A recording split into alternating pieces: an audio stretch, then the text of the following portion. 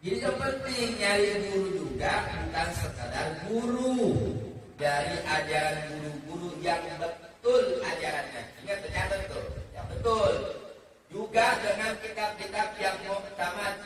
Apalagi itu kalau sampai ada guru yang udah mulai ngompor-ngomporin supaya timbul rasa benci sama Nabi, apalagi apa sama anak Nabi. Tinggalin pengajian. Cari pengajian yang lain.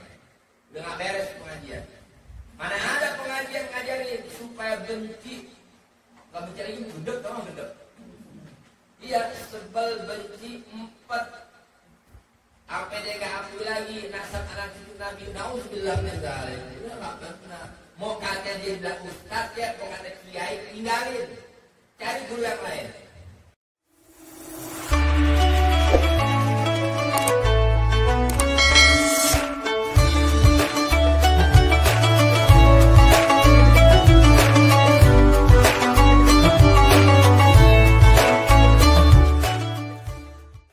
Jadi yang penting nyari guru juga bukan sekadar guru.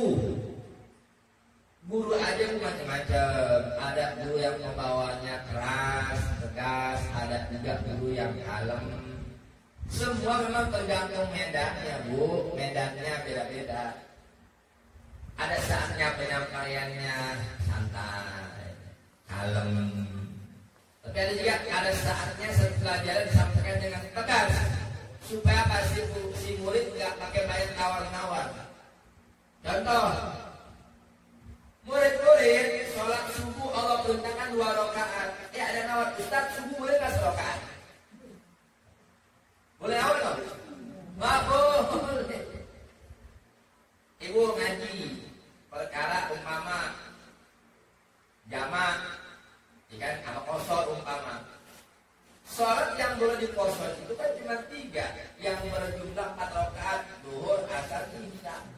Dikosor itu maksudnya dipotong setengah, diringkas. Sababnya apa? Ibu jadi musafir, pergi jauh, yang batas kilometernya itu sesuai dengan ketentuan syar'i di atas 85 sampai 90 kilo ke atas. Jadi kalau ibu dari Jakarta naik kereta ke Bogor, tahu-tahu zuhur mau dikosor, kagak nyambung. Itu bukan dikosor, menit atau menit. Jakarta Bogor emang nyampe 85 kilo. Kagak, kereta bentar. Ya alasan, Ustaz ada mau pergi kemana? Mau ke Bogor, ntar ada mau kosor zuhur. Atau mau dijamak zuhur sama asarnya, ntar dulu. Harus ada pemahaman yang benar. Jangan sampai akhirnya salah guru, salah pemahaman. Yang penting. Yang kedua, dari ajaran guru-guru yang betul ajarannya. Ingat tercatat tuh, yang betul. Juga dengan kitab-kitab yang muktamad. Jadi kitabnya juga nggak sembarangan. Nih Bu, yang udah doyan ngaji nih di majelis taklim, khususnya kita Ahlussunnah wal Jamaah, hati-hati. Ibu nanti akan rasakan sendiri satu-satu umpama ibu hadir dalam acara apakah pengajian semacam kajian. Tiba-tiba tuh ibu rasa, loh, kok nih ajaran Ustaz ini mulai agak beda nih. Ibu akan merasa sendiri, nggak bisa dibohongi Bu di hati. Kok beda ya? Beda sama ajaran guru-guru saya sebelumnya, umpama. Apalagi itu kalau sampai ada guru yang udah mulai ngompor-ngomporin supaya timbul rasa benci sama Nabi, apalagi apa sama anak Nabi. Tinggalin pengajian. Cari pengajian yang lain. Udah gak beres pengajian. Mana ada pengajian ngajarin supaya benci. Gak benci lagi gendek, tau gak gendek? Iya, sebel benci 4. Apa dia gak akui lagi nasab anak cucu Nabi. Nauzubillah min dzalik. Udah gak pernah. Mau kata dia bilang ustaz ya, mau kata kiai, tinggalin.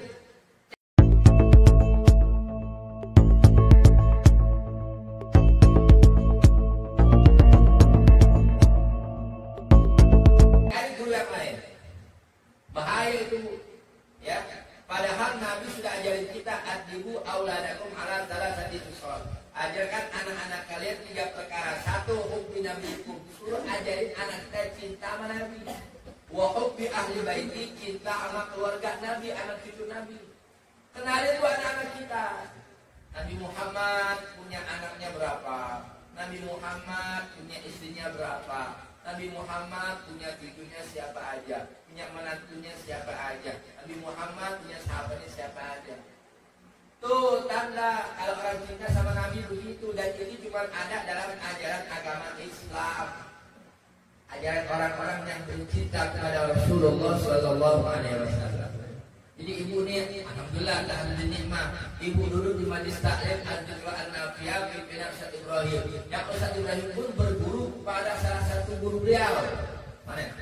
Habib Zain. Ini beliau bukan orang sembarangan ini. Ya, gurunya. Allah Alhamdulillah. Bisa. Berapa dia? Al-Salim Al-Syatiri. Seorang wali Allah, nggak sembarangan. Jadi ini itu yang penting buat kita urutan-urutannya. Jadi kalau ditanya, ibu ngaji di mana? Di Masjid Taklim. Masjid Taklim mana? Al-Jum'ah An-Nafiyah. Siapa pimpinan? Ustaz Ibrahim.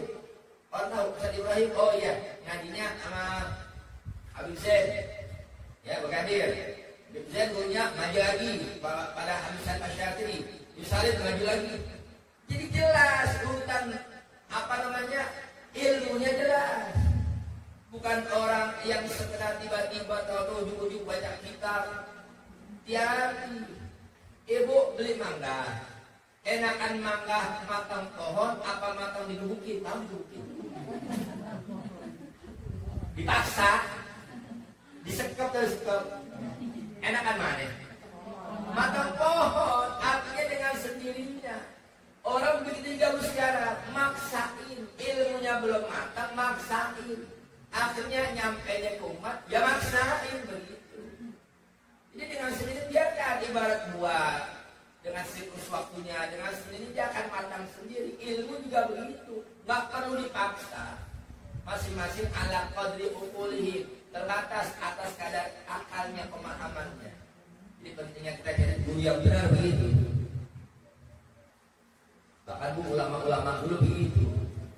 Ulama ngaji gurunya ke bulan. Gurunya punya guru lagi. Yang muridnya juga tanya, guru, saya boleh izin gak mau ikut guru ngaji sama gurunya guru? Ayo silakan.